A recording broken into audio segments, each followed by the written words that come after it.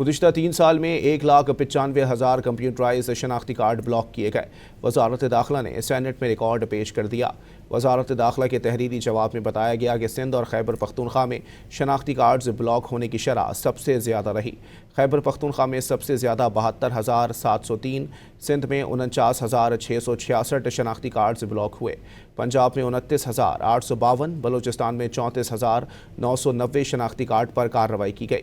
Report کے مطابق گزشتہ 3 سال میں 46,000 سے زائد بلاک شناختی کارڈ بحال کیے گئے۔ گزشتہ 3 سال میں 1,95,000 کمپیوٹرائز شناختی کارڈ بلاک کیے گئے۔ وزارت داخلہ نے سینٹ میں ریکارڈ پیش کر دیا۔ وزارت داخلہ کے تحریری جواب میں بتایا گیا کہ سندھ اور خیبر پختونخوا میں شناختی کارڈز بلاک ہونے کی شرح سب سے زیادہ رہی۔ خیبر پختونخوا میں سب سے زیادہ 72,703، سندھ میں 49,666 شناختی کارڈز بلاک ہوئے، پنجاب میں 29,852، بلوچستان میں 34,990 شناختی کارڈ پر کارروائی کی گئی۔